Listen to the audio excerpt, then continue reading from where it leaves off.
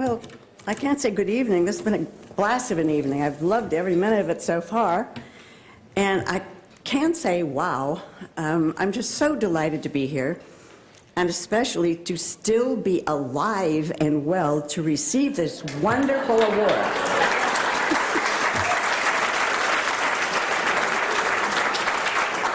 And also to share this wonderful evening with my family, many long-time dear friends, international and national gymnasts, and the International Gymnastics Federation enthusiasts. I'm extremely grateful to the members of the board of directors, all of them, especially to Bart and to Paul for their selection.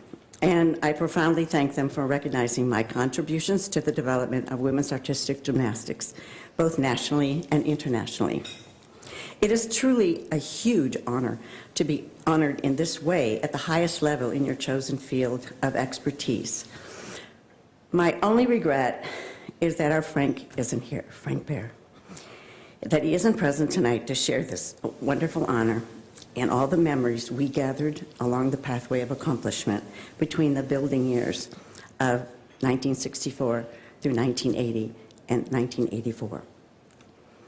I extend my warm congratulations to the other 4 outstanding inductees, Natalia, Lee, Klaus, and Gordon. And you know, Gordon was my cohort in the USGF Governing Council in 1964 and 5 as the vice president for men, and I was the vice president for women. So I know this guy a long time. And he always talked that long.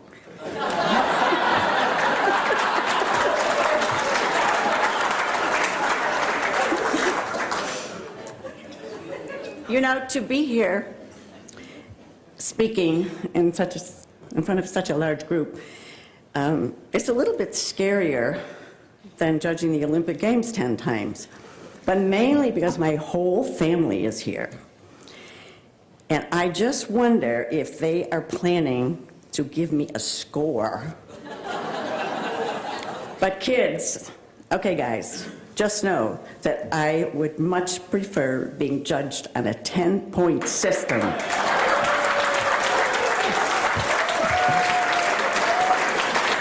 than to get a 15.7, which is meaningless to me. So ever since Bart and Paul called me, I haven't stopped smiling and reminiscing too. Going back to Melbourne experience, although I was so privileged to represent the USA in the Olympic Games, there were dreams of what could have been or what might have been. You know, we used to go into the village and go to bed at night and talk with the girls, and it's like a slumber party. And I talked to my younger teammate, Muriel Grossfeld, a lot.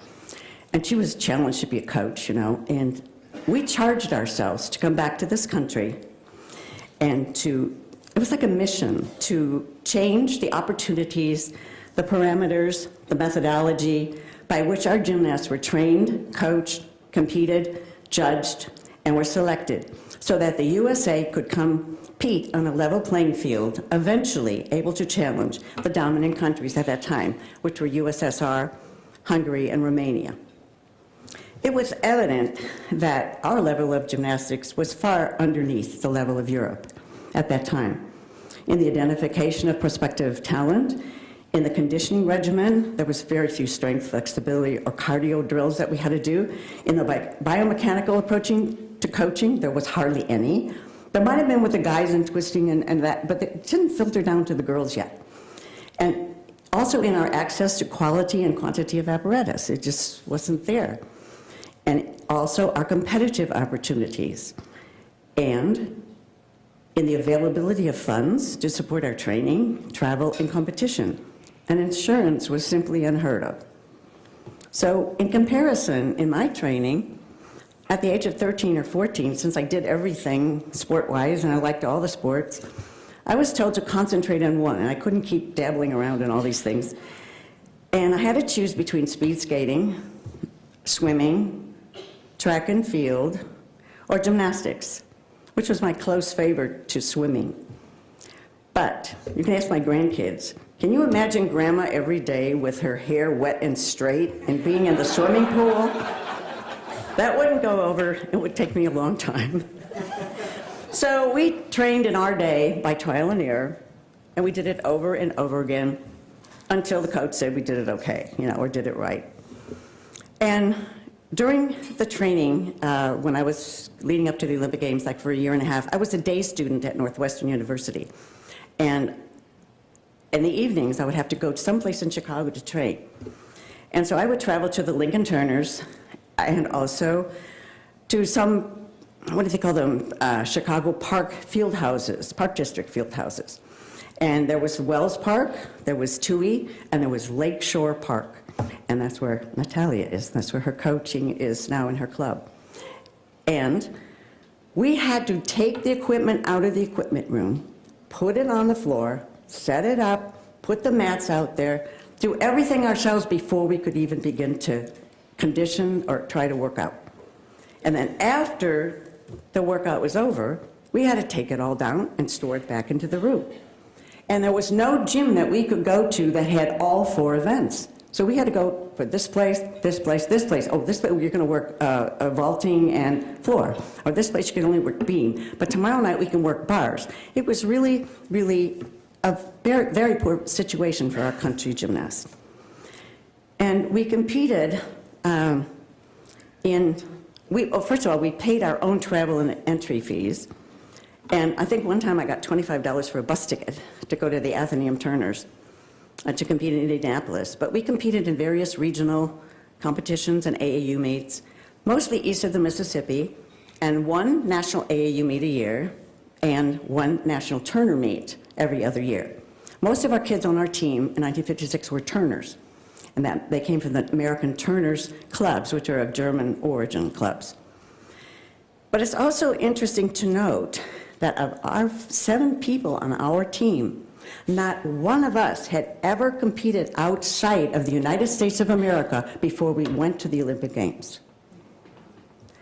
So the opportunities weren't there, but we did our best and we were proud of representing our country, and we certainly learned a great deal to take home and to go forward from. And these program deficiencies from the USA were a great motivation to work for change, those changes that we had dreamed of in 1956. So in the mid-1960s, we developed the National Compulsory Routines. And I developed that with a friend, a really dear friend, Ernestine Russell, who was a Canadian Olympian, and now she's American, and I'm sorry she's not here tonight.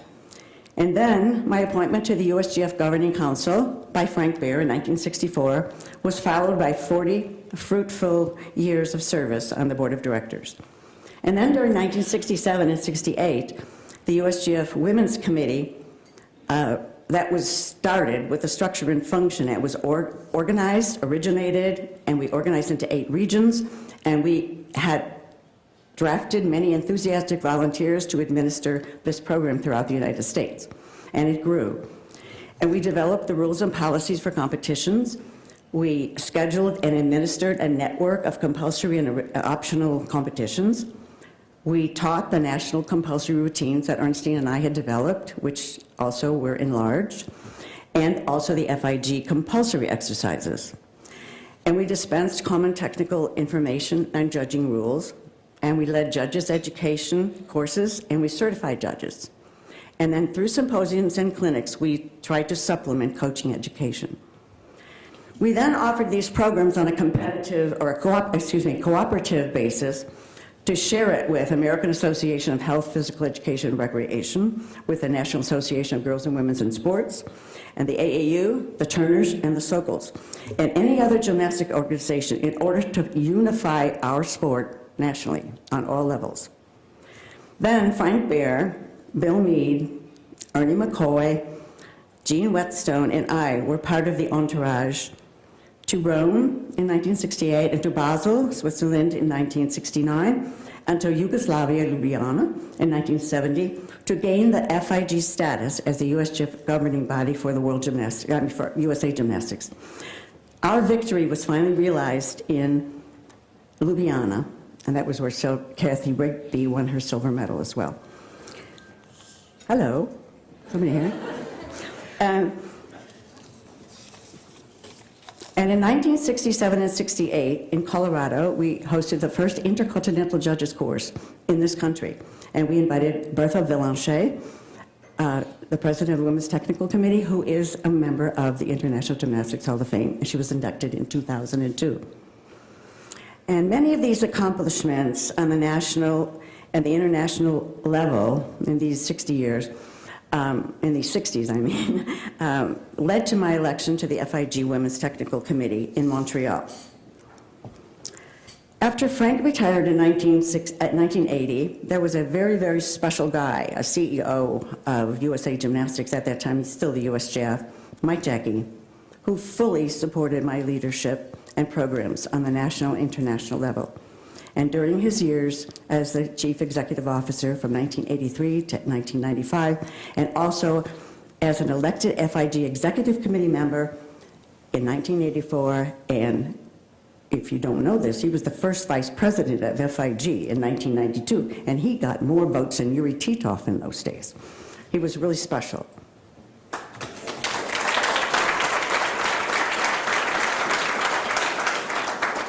So after some 30 years of hard work and dedication,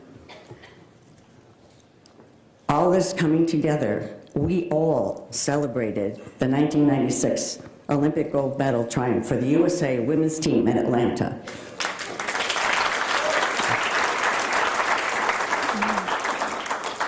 Being elected 7 times in the FIG over 28 period years, 12 years as president, and a member of the executive committee, this afforded me the privilege to be intrinsically involved at 10 Olympic Games, serving as the Olympic Games technical delegate for the women in Atlanta, in Sydney, and in Athens. And this provided me with the opportunity to serve the sport I love, the confidence to improve the sport, the dedication toward achieving those improvements, and more importantly, the many friendships, which are such a valuable treasure to me. The dedicated coaches who work so diligently for the perfection in their athletes, and the enthusiastic, talented international athletes, the female I'm speaking about now, for whom we serve. It's just so rewarding to me to see these world-class gymnasts to go on to succeed as highly certified international judges, as top-notch coaches, and maturing into lovely young women and mothers, and serving as amazing role models for the next generation of gymnasts. And I just love seeing them on Facebook. To mention a few other FIG technical rules changes adopted on the international level, after 1992, we were able to instigate annual world championships, which we never had before. And then after regretfully losing the FIG compulsories, which I loved, but a lot of people didn't, and it was expensive to hold the competition over that many days, but instead, we got the team final, which was great. So it was an exciting competition, as you all know. Then we had new life, and starting from zero, in the all-around competition and the individual event finals. And then, regretfully, in spite of the good fight, the team number was dropped from 7 to 6 after 1996, and then after I retired to 5, which I'm not happy about. And this is due to all the pressure from the IOC and other IFs that are trying to include more sports in the Olympic Games. After I retired, and I held on to it as long as I could, we lost that 10-point system. And that was my biggest disappointment. But I was gone, and the new people were in charge, and you know, you just really can't say anything anymore, except up here. So, can I have a sip of water?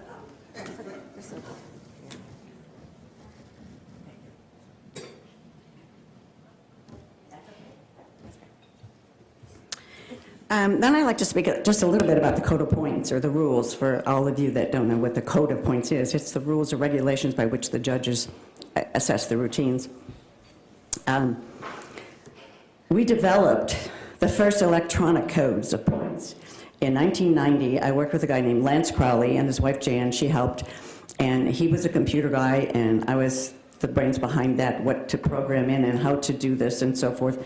But we developed the first electronic code in English, followed by Spanish, with the expert assistance of Linda Chinchinski and also Pagu Helena Laria.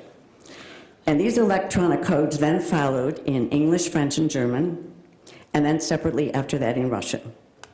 We developed a uniform course syllabus of instruction in the international judges courses and carried out a supervision or evaluation of the judging in a way that encouraged the judges to become more independent from outside pressures and to objectively and fairly apply their knowledge and to be accountable for their work. The scores began to more accurately reflect the correct rank order in the all-around, the correct rank order in the individual event finals, and particularly the team finals. We implemented a program called the JOE program, which was the Judges Objectivity Evaluation, and it functioned in real time on the floor of the World Championships and the Olympic Games from 1989 through 2004. We also designed a computerized test scoring for intercontinental, continental, and national judges courses. And I'd like to once more express my sincere appreciation to Lance Crawley, who between 1989 and the end of 2004 was a person that I counted on to help me with all that computer work. I so regret that they're not able to be here tonight. He, in a couple of days, is going to receive his third knee replacement, so he couldn't make it. Through this program, these types of programs, the overall very good work of the judges was rewarded and commended. And I'm really extremely proud to say that Naomi Valenzo from Mexico, from Pagu, is a graduate or a product of this program. And she was the FIG Honor Judge Award for the 2002-2004 cycle. And she was subsequently elected to the FIG Women's Technical Committee and is now serving as the Women's Technical Committee Vice President. She's wonderful.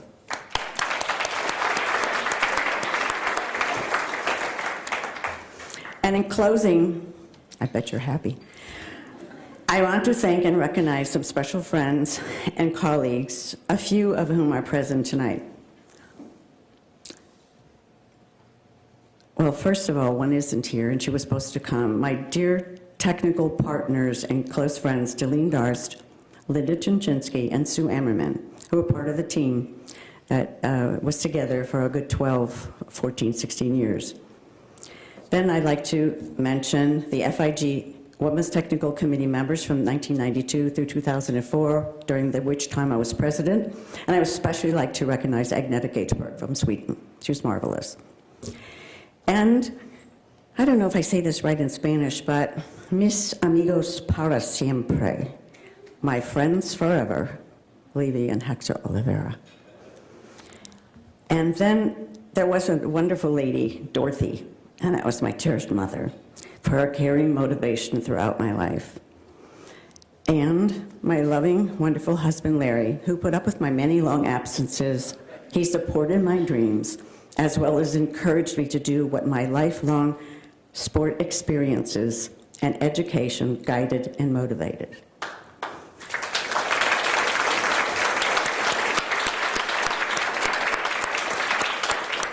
And then there's my precious blended family for their support and love throughout my work and travels.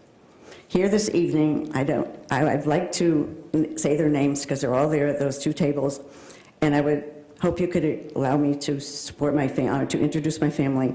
My son, Jeff, and his wife, Amy, and their family, Audrey and Ava. My son and my stepchildren, Julie, Angie, Barney, and we're missing two grandkids. They're in California. They couldn't make it tonight, and that's Annie and Avery. And all four of these granddaughters are really great athletes. They're swimmers, they're soccer players, they're softball players, and they're basketball players. And my son Chris and his wife Susie, and their family April and Trent, and Presley is home in bed. And last but not least, I'd like to acknowledge our house and family sitters, our close and dearest friends who would bring their porta cribs, everything over to our house and stay there for 2-3 weeks at a time when I was gone on trips and Larry was gone. And they really were the surrogate parents to our children. And we thank them dearly for their devotion to our family. And they are here tonight as well. And my godchild Jessie is here too.